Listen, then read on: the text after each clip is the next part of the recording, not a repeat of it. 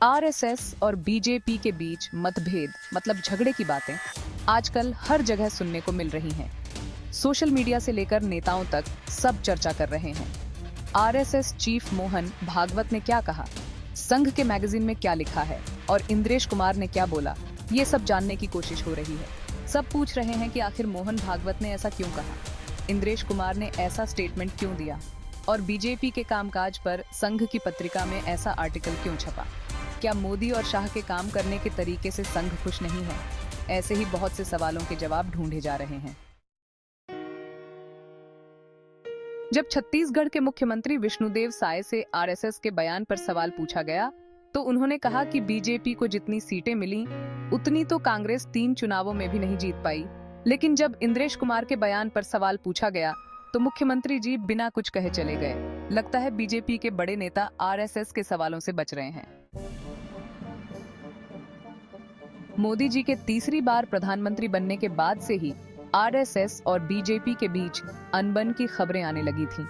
इसकी वजह है आरएसएस के बड़े नेताओं द्वारा बीजेपी के कामकाज पर की गई पब्लिक कमेंट्स। 10 जून को संघ प्रमुख मोहन भागवत ने नागपुर में चुनाव के नतीजों पर अपने विचार रखे और कहा कि बीजेपी को हार का कारण उसका घमंड है। 12 जून को आरएसएस के मैगजीन ऑर्गेनाइजर में एक लेख छपा जिसमें बीजेपी के खराब प्रदर्शन के लिए अहंकार और ज्यादा कॉन्फिडेंस को जिम्मेदार बताया गया। 13 जून को संघ के एक बड़े पदाधिकारी ने खुलकर कहा कि बीजेपी का घमंड ही उसकी हार का कारण बना। इंद्रेश कुमार ने जयपुर में रामरथ अयोध्या यात्रा दर्शन पूजन समारोह में कहा कि जो पार्टी भगवान राम की भक्ति करती थी वो घमंडी हो गई और उसे 241 सीटों पर रोक दिया गया। बाद में उन्होंने अपने बयान को बदलते हुए कहा कि जिन्होंने राम का विरोध किया वो सत्ता से बाहर हैं और जो राम की भक्ति करते हैं वो सत्ता में हैं। ऑर्गेनाइजर के लेख में महाराष्ट्र की राजनीति को बीजेपी की अनावश्यक राजनीति का सबसे बड़ा उदाहरण बताया गया है। इसमें अजित पवार के नेतृत्व वाले एनसीपी ग्रुप के बीजेपी में शामिल होने और दूसरी राजनीतिक घटनाओं का जिक्र किया गया है। 2024 के आम चुनावों के नतीजे बीजेपी कार्यकर्ताओं और नेताओं के लिए एक सबक हैं।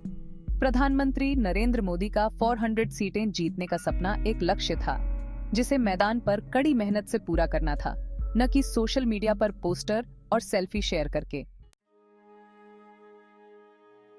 आरएसएस की टिप्पणी से बीजेपी के अंदर की दूरियां सामने आ गई हैं।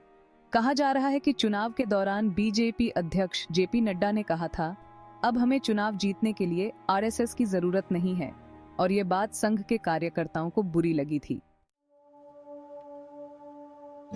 आरएसएस की जड़ें देश के 95% हिस्सों तक फैली हुई हैं। इसके पास 73,117 शाखाएं, 60 लाख सदस्य और 20,000 से ज्यादा स्कूल हैं। संघ के अलग अलग ग्रुप्स छात्रों, किसानों, मजदूरों और दूसरे क्षेत्रों में काम करते हैं।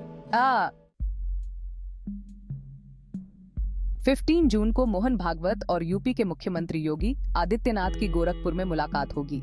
संघ और बीजेपी के बीच तालमेल पर चर्चा होगी।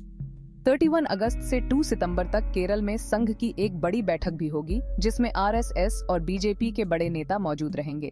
बीजेपी और आरएसएस के बीच गहरे रिश्ते हैं, लेकिन दोनों ही संगठन पब्लिकली एक दूसरे के काम में दखलंदाजी से इनकार करते हैं। आगे क्या होगा, यह देखना दिलचस्प होगा।